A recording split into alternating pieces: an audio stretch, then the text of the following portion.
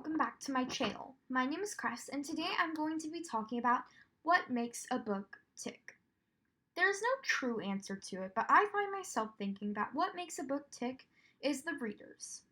Not the writing, but the writing that draws in the readers. I'm going to be going over the first sentence of 3 books.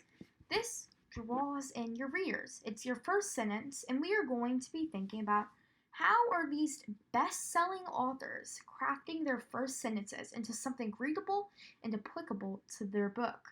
How interesting is it to look at all of these different sentences and try and make one yourself?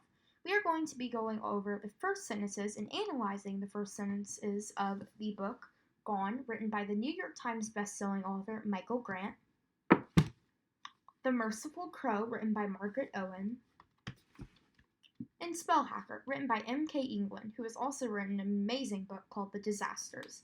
I would recommend all of these books. Do you want to know why I would recommend them?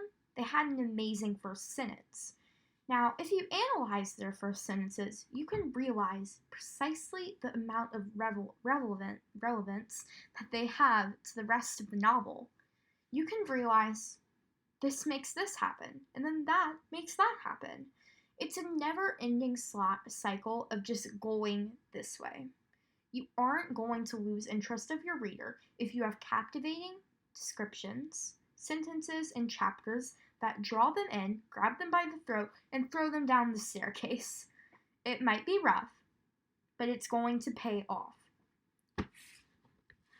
Spell Hacker is fantasy, so all of you fantasy writers, listen up. I don't know why I thought the cops wouldn't follow me onto the roof. This probably leaves you wondering a lot of things. When I first read this, I was wondering, whoa, she's being chased by cops? We jumped into that quite quickly. I wanted to know why our protagonist was being chased by cops. That will obviously keep you reading. You want to know what's going to happen next. You long to know what's going to happen next. It is something inside you that makes you want to keep reading. It's going to tie you to the book and make you think, whoa, that was pretty cool. You want to influence that feeling on your readers. Think about your genre. If you're writing about fantasy, you might want to leave a hint into the world. Obviously, this is fantasy with sci-fi hints to it, so you might want to often think about, what does a book like this entail? What makes mine different from those books? You have to compare your book to other books that follow the same regular old tropes and pull out the differences. When you put that difference into the first sentence, you will realize this isn't the same as the other first sentences in novels I've read before. It's different, it's more captivating, it's interesting, and it should be able to draw the reader in like good first sentences should. This is The Merciful Crow. It's written by Margaret Owen, and it is a fantastic high fantasy novel. If you open it up, the first sentence is, Pa was taking too long to slit the boys' throats. Wow. I'm pretty sure that most writers will be able to make a consensus on the fact that is amazing. How you can give a hint to the cutthroat world quite literally through a slight bit of symbolism is what I'm sure that Margaret is trying to hint at. She's trying to say that they live in a cutthroat world while also showing someone cutting someone's throat. It's definitely the high fantasy-esque vibe that you get from books, but it also gives you a dark fantasy vibe as well. You know that it's a different world because you know that someone's getting their throat slit. Throats are very rarely slit these days unless you're in one of those thriller movies. In that case, you might want to get out there and get into the real world.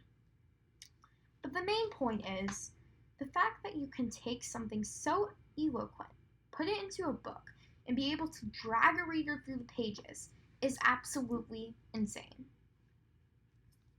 That was one of the most amazing books I've ever read, and if you can manage to draw your readers in, even with a little bit of symbolism, or something that might explain the title later on, you will definitely be shocked at the end result. People have to be interested at your book if the first sentence is captivating enough. It's your job to make that first sentence captivating. The Gone series. This is written by Michael Grant. It is definitely one of the better series that I've ever read. It's on my shelf back there. All of them are amazing. Each one surpasses the last, and each one has a fantastic cook and different problem that the protagonists have to face.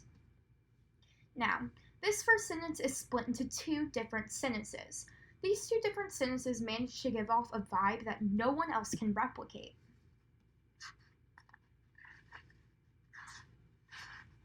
1 minute, the teacher was talking about the Civil War, and the next minute, he was gone. Remember when I mentioned that you can give a hint to your title? That's precisely what Michael Grant did, and he did a really good job of doing it. He let you know that something is off. This is obviously set in our everyday world, considering that there's a history teacher, there's a classroom of kids learning, but there's something that sets it apart. He managed to set his book apart with one single sentence. How astronomically amazing is that? All of these books have something that makes them tick, and a lot of those things fall onto the first sentence. If you can replicate an amazingly good first sentence, then you should have no problem in getting your readers to read your work.